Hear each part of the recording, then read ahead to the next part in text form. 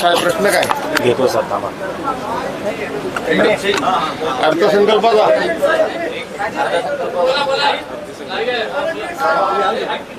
Sir आज budget सादर केलं जाणार आहे. या बजेटकडून काय अपेक्षा काय सर्वसामान्यांच्या हिताचे? असं आहे की सर्वसाधारणपणे ज्या वेळेला अर्थसंकल्प सादर होतो त्यावेळेला अर्थसंकल्पामध्ये निश्चितपणे कोणकोणत्या स्वरूपाच्या तरतुदी आहेत ह्या तरतुदी प्रत्यक्षपणे सभागृहामध्ये अर्थसंकल्प सादर होण्यापूर्वी जाहीर होत नाहीत. परंतु आजची आपण जर सगळी वर्तमानपत्र बघितली तर या वर्तमानपत्रामध्ये कोणकोणत्या विभागाला कोणकोणत्या घटकाला काय काय सोयी सुविधा दिल्या जात आहेत ह्या सगळ्या योजना ह्या आता जवळजवळ बाहेर प्रसिद्ध झालेल्या आहेत. त्यामुळं हे बजेट पूर्णपणे फुटलेलं बजेट आहे.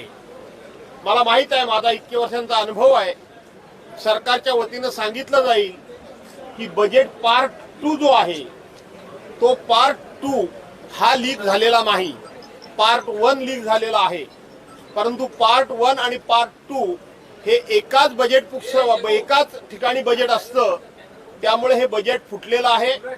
हे बजेट फुटलेलं असल्यामुळे हे सरकार नैतिकदृष्ट्या या सरकारचं अधःपतन झालेलं आहे. नैतिकदृष्ट्या या सरकारची विश्वासार्हता ही रसातळाला गेलेली आहे. आता याचं कारण काय तर शेवटी हेच सरकार 3 तिगाडा आणि सब बिगाडा असं हे सरकार आहे. इथं श्रेयवादाची लढाई आहे. राज्याचे अर्थमंत्री अजितदादा पवार हे बजेट सादर करणार आहेत आणि म्हणून त्यांना श्रेय मिळू नये म्हणून त्या बजेटमध्ये आम्ही कोणकोणत्या घटकाला काय काय सोयी सुविधा दिल्यात हे सांगून या बजेटचं श्रेय घेण्याची ही त्या ठिकाणी स्पर्धा सुरू झालेली आहे. त्यामुळं हे सरकार म्हणजे 3 तिगाडा आणि काम बिगाडा असा त्याचा अर्थ आहे.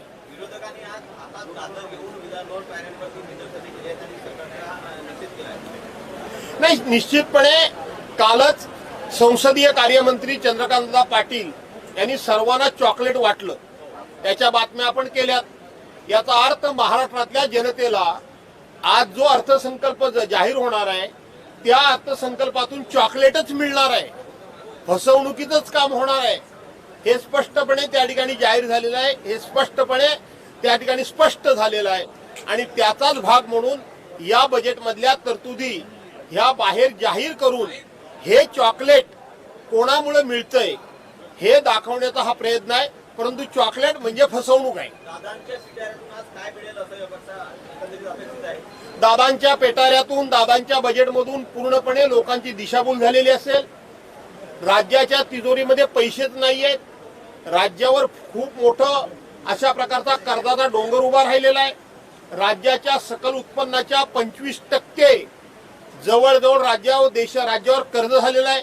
अशा वेळेला फक्त आणि फक्त महाराष्ट्रामध्ये काही ठिकाणी पाऊस पडत नसला तरी दादांच्या बजेटमधून फक्त आणि फक्त खोट्या आणि दिशाभूल करणाऱ्या आश्वासनांचा पाऊस पडेल. यापेक्षा फार काही जनतेच्या पदरात पडणार नाही. धन्यवाद. विदर्भाची जबाबदारी देण्यात आली आहे. आगामी विधानसभा निवडणुकीच्या पार्श्वभूमीवर विदर्भातल्या शेतकरी हवालदिल झालाय. कशा प्रकारे शिवसेनेची रणनीती असणार? मला पूर्व विदर्भाची जबाबदारी माझ्या पक्षाने दिलेली आहे.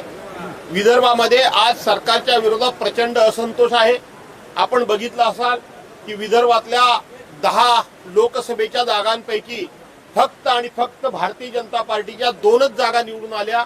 याच्यातूनच विद्यमान सरकारवर प्रचंड अशा पद्धतीचा रोष हा संपूर्ण महाराष्ट्रामध्ये त्याचप्रमाणे विदर्भामध्ये आहे आणि तो रोष उद्याच्या विधानसभेच्या निवडणुकीमध्ये सुद्धा या सरकारच्या विरोधात जनता मतपेटीतून काढेल हा मला विश्वास आहे. परिषदेची निवडणूक होणार आहे 12 जुलैला. तिसरा उमेदवार महाविकास आघाडी देणार का? कारण अशी चर्चा आहे की तिसरा उमेदवाराची चर्चा सुरू. असं आहे की 12 जुलैला विधानसभा परिषदेच्या 11 जागांची निवड होणारच आहे.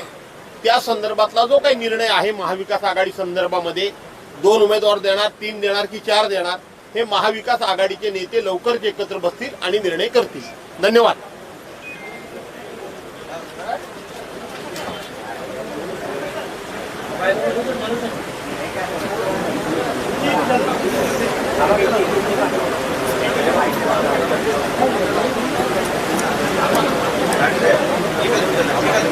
दोन मिनिटं.